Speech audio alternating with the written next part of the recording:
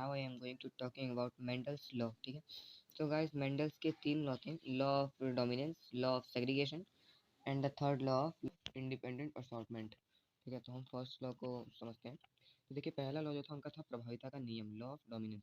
इसमें इन्होंने कहा था कि यदि प्रभावी और अप्रभावी जीन दोनों एक साथ ही उपस्थित होते हैं तो वहाँ केवल प्रभावी जीन का ही लक्षण होगा। यानी कि अगर देखिए पहले यानी प्रभावी यानी कि टी प्रभावी तो आप जानते ही होंगे, जो प्रभावी लक्षण है लंबा। ठीक है, तो लंबे का हो गया कैपिटल टी और कैपिटल टी। ठीक है, और अप्रभावी लक्षण में आ गया बौना, स्मॉल टी और स्मॉल टी। अब इस कैपिटल टी और स्मॉल टी से बन गया आपका कैपिटल टी और स्मॉल टी, यानी कि ये है लंबा। ठीक है, यानी कि आपका ये बौना जो था अप्रभावी लक्षण जो था वो गायब हो गया और लंबा यानी कि प्रभावी लक्षण जो है आ गया।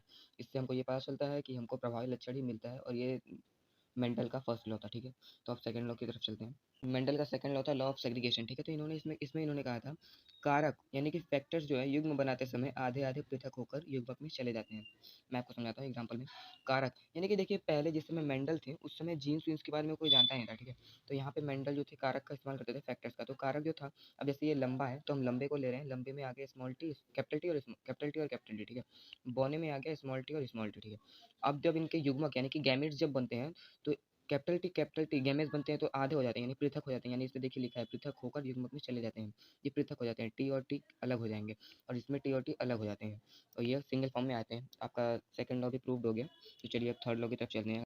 मेंडल का थर्ड लॉ था लॉ ऑफ इंडिपेंडेंट असॉर्टमेंट। ठीक है, स्वतंत्र अपव्यूहन का नियम। इसमें मेंडल ने कहा था जब दो लक्षणों को एक साथ क्रॉस कराया जाता है यानी कि संकरण हाइब्रिडाइजेशन कराया जाता है तो दोनों लक्षणों के जीन स्वतंत्र रूप से युग्मकों में चले जाते हैं, अतः स्वतंत्र रूप से लक्षण देते हैं। ठीक है, एक लक्षण का जीन दूसरे को प्रभावित नहीं करता है। यानी कि मैं आपको समझाता हूँ।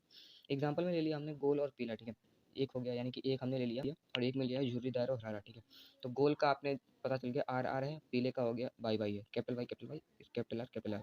तो गोल जो है वो आकार का लक्षण है और पीला जो है वो रंग का लक्षण है। ठीक है, और झुर्रीदार का भी हो गया आकार का लक्षण और रंग का लक्षण। ठीक है, झुर्रीदार का हो गया स्मॉल आर और आर्या का हो गया स्मॉल वाई।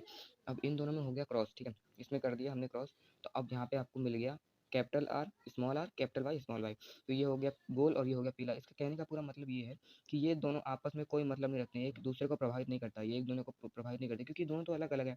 ये जो है ये उसके आकार को बता रहा है और ये जो है ये पीले होने को बता रहा है, दोनों एक दूसरे को प्रभावित नहीं करते हैं। तो गाइस इस तरह आपकी पूरी वीडियो खत्म होती है।